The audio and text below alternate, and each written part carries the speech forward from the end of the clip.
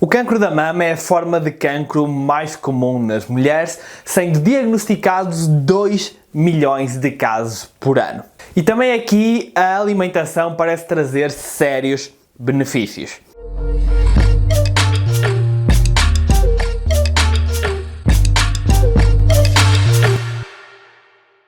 Alimentos como a soja, linhaça, vegetais crucíferos e algumas frutas têm demonstrado especiais efeitos positivos. Na verdade, segundo um estudo, apenas 2,5% dos casos de cancro da mama podem ser atribuídos à prevalência de cancro da mama na família. Seguir apenas 3 das 10 recomendações do AICR que vimos nos últimos vídeos, limitar o consumo de álcool, comer maioritariamente alimentos vegetais integrais e manter um peso saudável, pode reduzir o risco de cancro da mama em 62%. Um estudo com células de cancro da mama numa placa de Petri, ou seja, na base da pirâmide da hierarquia científica, demonstrou que depois de 14 dias a seguir uma dieta saudável, o sangue das participantes conseguia suprimir o crescimento das células cancerígenas em 20-30%. Em 20-30% a mais do que o sangue dessas mesmas pessoas 14 dias antes, ou seja, antes de seguirem uma dieta saudável. Ou seja, o que aqui é interessante é que, embora os estudos com uma placa de Petri não sejam a melhor evidência científica de todas, porque o que acontece numa placa de Petri não acontece necessariamente na vida real, não é?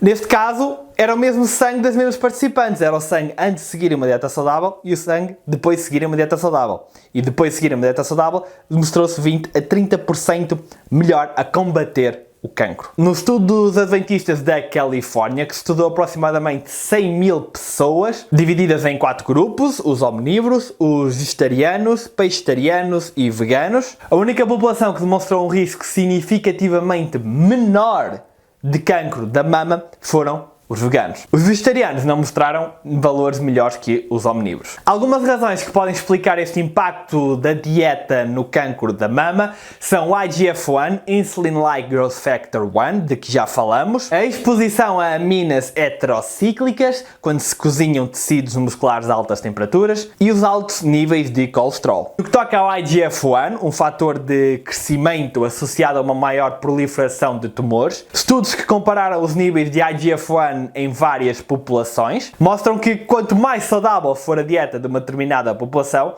melhor. Não há surpresas aqui. Também concluíram que o consumo de proteína animal aumenta o IGF-1, algo que já sabemos. Na generalidade, aqueles que seguem uma dieta vegana são a população com o IGF-1 mais baixo, o que pode explicar a menor taxa de cancro nestas populações. No que toca às aminas heterocíclicas, como já vimos, são químicos que se produzem quando as carnes do tecido muscular é cozinhado a altas temperaturas, como grelhado ou frito, e uma dessas aminas heterocíclicas tem-se mostrado particularmente relevante no que toca ao cancro da mama, a chamada PIP, PHIP, que é uma das mais abundantes e parece ter efeitos semelhantes aos do estrogênio, promovendo o desenvolvimento de cancro. Um estudo de 2007 concluiu que as mulheres que consomem mais carne grelhada, assada ou fumada podem ter uma probabilidade 47% superior de desenvolver cancro da mama. Ao passo que aquelas que comiam muita carne, mas ainda comiam poucos vegetais e poucas frutas, poderiam ter um risco 74% superior, ou seja, também aqui o consumo de vegetais e frutas parece ter um papel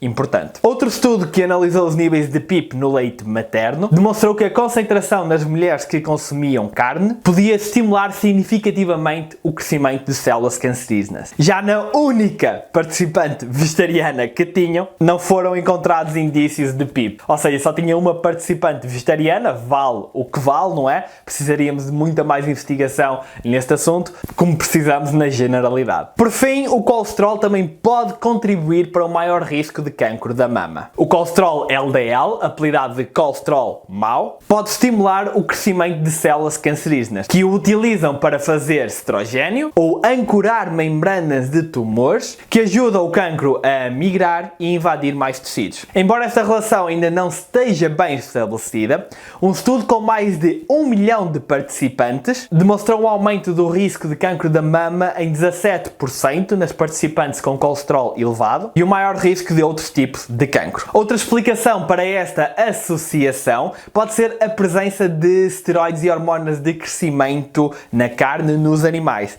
que são proibidos na União Europeia, atenção. No entanto, no resto do mundo, hoje em dia, a indústria utiliza estas hormonas para acelerar o crescimento dos animais e aumentar a rentabilidade. E isto pode ter um papel especialmente importante na etiologia do cancro da mama. E só para vocês verem a diferença entre os países, um estudo vindo do Japão, onde o uso de hormonas também é muito reduzido, analisou as diferenças entre a carne japonesa e carne importada dos Estados Unidos, onde o uso de hormonas é à la carte. Descobriram que a carne dos Estados Unidos continha 600 vezes mais 17B-estradiol, E2, e 10 vezes mais estrogênio do que a carne produzida no Japão. Ou seja, a origem aqui faz mesmo a diferença. Uma elevada ingestão de carne rica em estrogênio pode aumentar a acumulação de estrogênio no organismo e deste modo aumentar o risco de cancro da mama. Mas volto a dizer, na União Europeia o uso dessas hormonas é proibido. Por outro lado, e para acabarmos com uma nota positiva, o consumo de soja, especificamente as isoflavonas presentes na soja, podem ter um efeito protetor em relação ao cancro da mama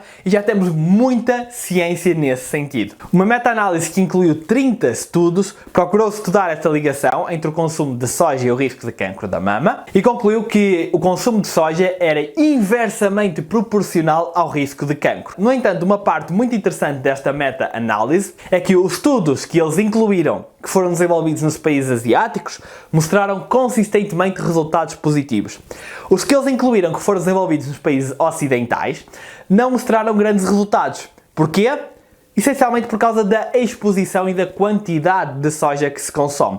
A quantidade de soja que comemos no mundo ocidental até agora não é relevante. No entanto, no Oriente é muito maior. A mesma meta-análise concluiu que nas mulheres pré-menopausa, uma grande ingestão de soja pode reduzir o risco de cancro da mama em 25%. Também o estudo de 2020 concluiu que um alto consumo de laticínios e o alto consumo de leite podem aumentar o risco de cancro da mama em 22% ou 50% respectivamente. No entanto, não levem isto demasiado a peito, porque no vídeo que eu fiz sobre os laticínios vocês já viram que há evidência contrária em relação aos laticínios e até há evidência que diz que consumir laticínios reduz o nível de cancro da mama. No entanto, a parte interessante deste estudo que eu citei agora é que enquanto o alto consumo de leite estava associado a um risco de 50% superior, um consumo médio de leite de soja, porque não há tanta população a consumir em grandes quantidades, um consumo médio de leite de soja está associado a uma redução do risco de cancro da mama em 32%. Então aqui o que é interessante é comparar um